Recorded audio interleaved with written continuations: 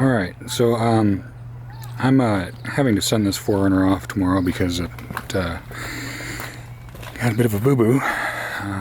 Wife got rear-ended. So this 4runner has 330,000 miles on it and is going back to, or it's going to a wrecking yard. It's done. It's totaled.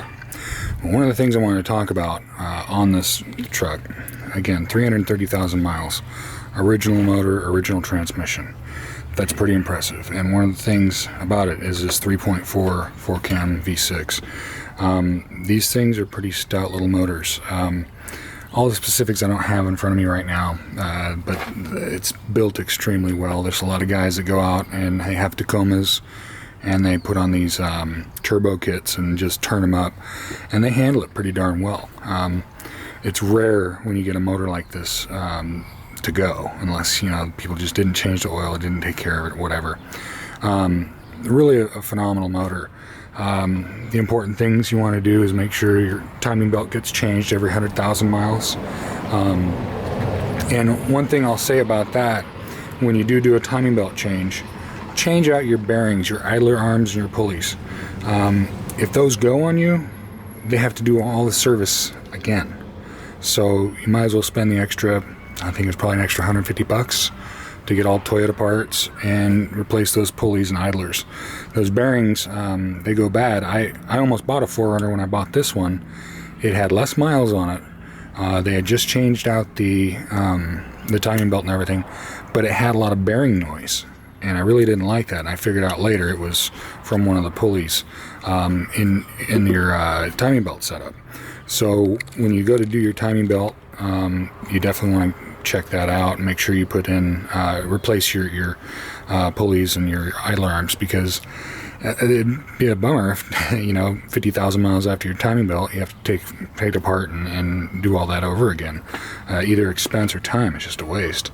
So but these motors are really good. I've gotten 21.5 miles per gallon out of this thing. I've actually gotten a little bit higher than that, but I don't want to, I could have had a tailwind or something.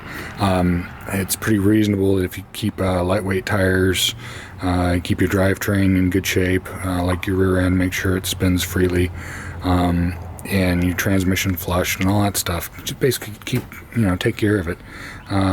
You should be able to get pretty decent mileage out of these. Of course, not driving like a madman helps too. But but these motors are real good. One thing I will also say about these motors is don't overheat them. These gauges are known for reading low when the temperature is actually higher. So if you ever see your gauge moving up past the middle or to 3/4, you're already way too hot. I had a friend who she was driving up a mountain hill and she had her air conditioning on, and it didn't get to the red part, but that didn't matter. It still got hot and her head gasket went. So you got to keep these things cool. And I also found out that the radiator, they need to be replaced about every 300,000 miles. I just had that done. About 325 was the mileage when I got that done. Which that's not bad for a radiator to go that long. But that's the big keys to keeping these things going, is keeping the oil changed, not letting them get hot, and just basically do the timing belt. And I mean, these things they're rock solid. Like I said, there's guys turbocharging these things, and they handle it quite well.